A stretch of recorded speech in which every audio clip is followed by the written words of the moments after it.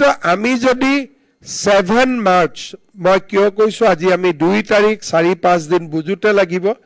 টাইমলাইনটো এনেকৈ কৰিব লাগে যে we should give this time only 15 days time কাৰণ এতিয়া সকলোৱে জানে সিস্টেমটো বুজি পায় পেপাৰ টিভিত ভাল কৰি এডভাৰটাইজ দিয়ক যে লাষ্ট ডেট 15 ডেজ যদি কিবা কাৰণত আৰু দুদিন বঢ়াব লাগে আমি বঢ়াই দিলো আৰু ডিপাৰ্টমেণ্টখিনিয়ে খুব এক্টিভলি ফাষ্ট কাম কৰিলে মই ভাবো যে নেক্সট 15 ডেজত we will be able to prepare all the transfer order গতিকে মই এইবাৰ বহুত বেছি স্পীডত আৰু উইথ ৰেষ্ট্ৰিক্টেড টাইম লিমিট কৰিবৰ কাৰণে অনুৰোধ কৰিম কাৰণ যদি কিবা কাৰণত কোনোবা বাদু পৰি যায় অহাবাৰ জুন মাহত আমি আকৌ খুলিম সো এইটো দুবাৰ এটা বছৰত হৈয়ে থাকিব গতিকে সকলোৱে সুবিধা ল'ব পাৰিব আৰু এইবাৰ সেই 9000 কৰ্মচাৰীক বাদ দি যেহেতু হ'ব কামৰ চ্যালেঞ্জটো বহুতখিনি কমি যাব মই ইমিডিয়েটলি আজিৰ পৰা এই স্বাগত সতীৰ্থ পোৰ্টেলৰ জৰিয়তে আগবাঢ়িবলৈ অনুৰোধ কৰিম আৰু এটা এইবাৰ যেতিয়া মই চিফ সেক্ৰেটাৰী আছিলে আমি ডেভছত গৈছিলো সুইজাৰলেণ্ডত এটা কোম্পানী আমাক আহি এটা প্ৰেজেন্টেশন দিছিলে যে এজন চৰকাৰী কৰ্মচাৰীক কিবা কাৰণত হঠাতে অকনমান নিজৰ দৰমহাটো 10 দিন আগত লাগে সে মোৰ দৰমহাটো 1 তাৰিখে হ'ব কিন্তু 25 তাৰিখে মোৰ দেউতাৰ বেমাৰ হ'ল বা 25 তাৰিখে মোৰ লৰাটোক সাডেনলি তেওঁ কলেজত এডমিশন পাইছে তেওঁৰ ফিজটো আমি জমা দিব লাগে 1 তাৰিখে দৰমহা পামেই কিন্তু মোক 7 দিন 10 দিন আগত দৰমহাটো লাগে ৰাজস্থানত এটা নতুন তেওঁলোকে ব্যৱস্থা কৰিছে যে খুব কম ৰেট অফ ইন্টাৰেষ্টত এনেকুৱা আজিকালি বেংক থাকে যে লগে লগে দৰমহাটো এডভান্স দি দিয়ে তাৰ পিছত দৰমহাটো আপুনি 1000 কৰি ঘূৰাই দিব পাৰিব বা একেলগেও ঘূৰাই দিব পাৰিব 20 তাৰিখে মই দৰমহাটো আগতে লৈ ললো 1 তাৰিখে দৰমহা পালো I can return the entire money then rate of interest will be count only on 15 days কিন্তু মই ললো হয় কিন্তু একেলগে ঘূৰাই দিলে মই অহা মাহটো কেনেকৈ চলিম সো মই স্টেগাৰ কৰি ঘূৰাই দিম in a period of 1 year ইয়াতে বেংকে যি লোন চাৰ্জ কৰে সেইটো লোন নহয় সৰকাৰৰ লগত আমি নেগোশিয়েট কৰিম খুব কম ৰেট অফ ইন্টাৰেষ্ট হ'ব মেবি 1% যে আমি 15 দিনৰ কাৰণে ধাৰ লৈছো তো rate of interest will be just 1% কিন্তু এবছৰলৈকে টকাটো লাহে লাহে ঘূৰাই দিম তেতিয়া হয়তো ৰেট অফ ইন্টাৰেষ্টটো অলপ বেছি হ'ব মই ফাইনেন্স ডিপাৰ্টমেণ্টক অনুৰোধ কৰিম যে এটা ট্ৰান্সপাৰেন্ট বিড প্ৰসেছৰ জৰিয়তে আমি এই সুবিধাটো চৰকাৰী কৰ্মচাৰীসকলক দিব লাগে কাৰণ মই দেখিছো আৰু আমি নিজেও এইবিলাক এক্সপেৰিয়েন্স কৰিছো আমাৰ দেউতাহঁতে চৰকাৰত কাম কৰিছিলে 1 তাৰিখে দৰমহা আহিব কিন্তু টকাটো 20 তাৰিখে লাগে দাদাক হোষ্টেলত দিবৰ কাৰণে কাৰোবাৰ ওচৰত হাত পাতিব লাগে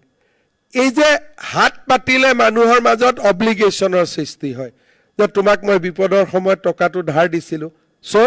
তুমি এই কামটো মোৰ কৰি দিয়া লিগেল হক ইলিগেল হক আৰু যেতিয়া মানুহৰ মনত অব্লিগেশন থাকে তেতিয়া হলে মানুহৰ এটো সহজাত প্ৰবৃত্তি মানুহজনে যাতে যেতিয়া হি মানসিকভাৱে হেঁচা দিয়ে তেতিয়া কিবা নহয় কিবা আমি ৰাস্তা উলিয়াব চেষ্টা কৰো যে মানুহজনক আমি কেনেকৈ সহায় কৰিব পাৰো আৰু তেনেকুৱা সৰু সৰু অব্লিগেশন আমি মানাৰ কাৰণে কেতিয়াবা চাকৰি জীৱনত আমাৰ বহুত অসুবিধাও আহি পৰে সেই কাৰণে মই স্যালাৰি এডভান্স ল'ব পৰা আৰু ইনষ্টলমেন্টত ৰিটাৰ্ণ দিব পৰা বা এতে গো ৰিটাৰ্ণ দিব পৰা এই স্কিমটো ইমপ্লিমেন্ট কৰাৰ কাৰণে অনুৰোধ কৰিম আৰু মোক যেটো ডেভছত প্ৰেজেন্টেশন দিছিলে Rajasthan is already implemented the process আৰু last year তেওঁলোকে 300 কোটি টকা এনেকে সৰকাৰি কৰ্মচাৰী এডভান্স ড্ৰ কৰিছে ঘূৰাই দিছে the transaction was up to 300 crore. আমাৰ কৰ্মচাৰী কম আছে, আমাৰ ইমান নহব, but at least বিপদৰ সময়ত this will be a instrument য'ত নেকি চৰকাৰী কৰ্মচাৰীয়ে ইয়াক ব্যৱহাৰ কৰিব পাৰিব. So এইটো মোৰ আৰু এটা সাজেশন যাতে আমি ইমপ্লিমেন্ট কৰিব পাৰো. আমি এনেকে সৰু সৰু কিছুমান কাম কৰি আছো. শ্ৰদ্ধাঞ্জলি বুলি আমি এটা স্কিম হাতত লৈছিলো যে বাহিৰত কোনোবা ষ্টুডেণ্ট বা বাহিৰত কোনোবা অসমীয়া যদি কিবা কাৰণত মৃত্যু হয় তেতিয়া আমি তেওঁলোকৰ ডেড বডি আমি সন্মান সহকাৰে অসমলৈ উভতাই নিম. সৰু স্কিম, কিন্তু এতিয়ালৈকে আমি কিমান মানুহক ইয়াত সহায় কৰিলো. ছেপ্টেম্বৰত আমি ইয়াক লঞ্চ কৰিছিলো.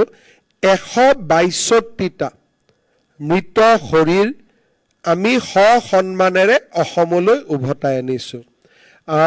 আমাৰ ছেপ্টেম্বৰত 22টা, অক্টোবৰত 30টা, নৱেম্বৰত 28টা, ডিচেম্বৰত 37টা আৰু জানুৱাৰীত 41টা, ফেব্ৰুৱাৰীত সিদিনাখন কৰ্ণাটকত যি 4গৰাকী আমাৰ ল'ৰা এটা ৰুমত একেলগে শুই থাকোঁতে তেওঁলোক থাকোঁতে মৃত্যু হ'ল, তেওঁলোকৰ মৃত শৰীৰ লাষ্ট. তাৰমানে অসম গভৰ্ণমেণ্টে সৰু সৰু আঁচনি, ভাৰতৰ কোনো চৰকাৰে এইবিলাক আঁচনি লোৱা নাই. যেতিয়া মই ইয়াত শ্ৰদ্ধাঞ্জলি আৰম্ভ কৰিছিলোঁ আমাৰ কোনেও ইম্পেক্টটো বুজাই নাছিলে যে এইটোনো কি দৰকাৰ আছে. আজি আমি বুজিছোঁ যে অসমীয়া মানুহ এভাৰেজ 50জন এভাৰেজ অসমীয়া মানুহ অসমৰ বাহিৰত প্ৰতি মাহত মৃত্যু হয়. ইয়াতে আমি 41 জনলৈকে সুবিধা দিছোঁ, কাৰণ বহুতে আঁচনিটো গমো নাপায়, লাহে লাহে আঁচনিবিলাক গম পায়. তাৰমানে যিমানক আমি সুবিধা দিছোঁ তাতকৈ ডাবুল মানুহৰ অসমৰ বাহিৰত মৃত্যু হয়. কিন্তু এইখিনি পেচেণ্ট নহয়, কাৰো কোনোবাই কেঞ্চাৰ বেমাৰ হৈছে, ভেলোৰত গৈছে, ঢুকাই থাকিলে, তেওঁলোকক ইয়াত আমি সুযোগ নিদিওঁ. ইয়াত আমি অকল সুযোগ দিওঁ ষ্টুডেণ্ট যোন পঢ়িব গৈছে আৰু যোন মানুহে বা ল'ৰা ছোৱালীয়ে কৰ্মৰত অৱস্থাত বাকী ৰাজ্যত আছে. আৰু কোনে চৰকাৰৰ পৰা সহায় লয়? আৰ্থিকভাৱে দুৰ্বলসকলে. তাৰমানে কোনোবা এজন ইঞ্জিনিয়াৰৰ যদি মৃত্যু হয় তেওঁ আমাৰ থ্ৰুদি নাহে. আমাৰ থ্ৰুদি কোন আহিব? যোনে ছিকিউৰিটি গাৰ্ডৰ কাম কৰি আছে. আপোনালোকে চিন্তা কৰক, এভাৰেজ 50জন অসমীয়া, আৰু দিছ নাম্বাৰ মে বি কনজাৰভেটিভ, 70-80জন মানুহ বা বেছি মানুহ অসমীয়া মানুহ প্ৰতি মাহত অসমৰ বাহিৰত মৃত্যু হয়. তাৰ প্ৰমাণ হ'ল যে স্কিমটো আৰম্ভ কৰোঁতে 22 আছিলে,